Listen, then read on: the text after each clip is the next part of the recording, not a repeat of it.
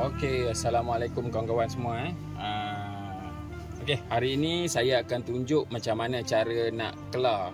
Macam mana cara nak kelar ikan Sungai Perak ni lah.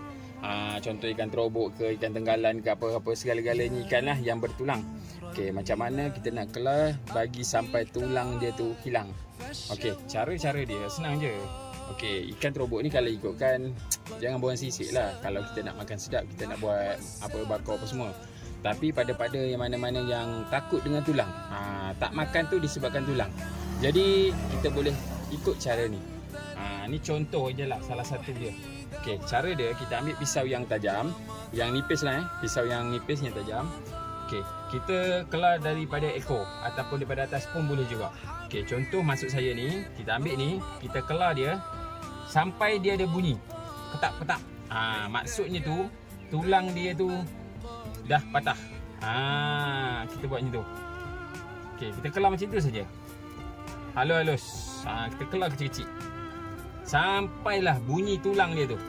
Selagi dia tak bunyi tulang dia tu, selagi tulang dia tak patah. Kita kelar sampai bunyi tulang.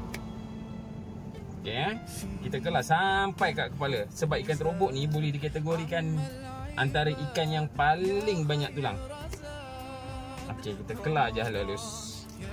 Macam ni je. Sebab baru-baru ni saya dah try buat. Lepas tu saya pun dah makan. Okay, Alhamdulillah.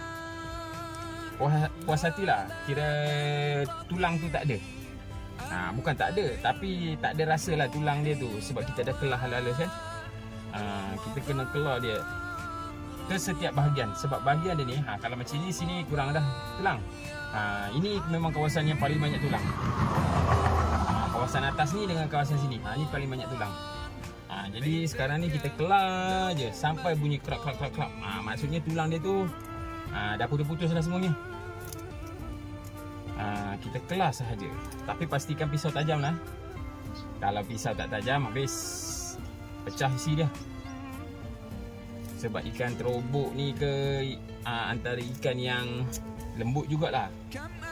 Antara ikan yang lembut. Kita kelar macam tu saja. Kita tekan sikit. Dengar bunyi kerak. Itu maksudnya tu tulang dia terpatah. Tulang dia dah putus-putus semua sekali. Saya takkan bagi tahu kalau katakan saya tak pernah buat. Ini yang saya dah pernah buat. Bila saya pernah buat, maknanya saya ada pengalaman. Kat situlah yang saya tunjuk ni. Atas sini dia kurang ni. Senang cakap tulang tak ada. Tulang dia kat bahagian hitam ni.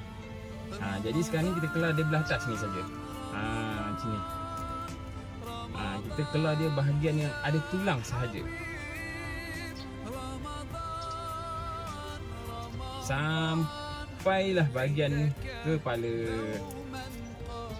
Bahagian kepala ni pun boleh tahan juga tulang dia ni. Kita kelar macam ni saja.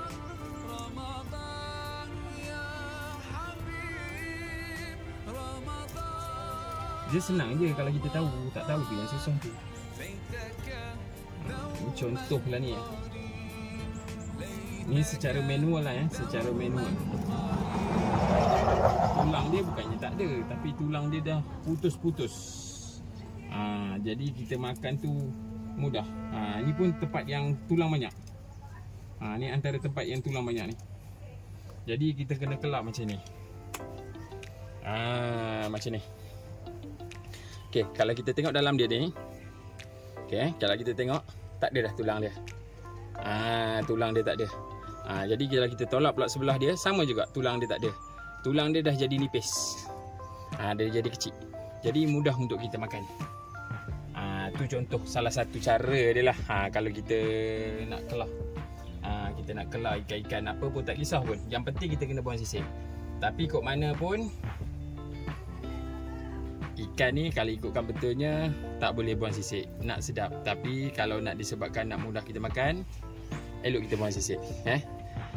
Supaya tulang-tulang dia ni mudah untuk kita buang. Jadi kita makan pun mudah. Jadi cepat habis, tak membazir.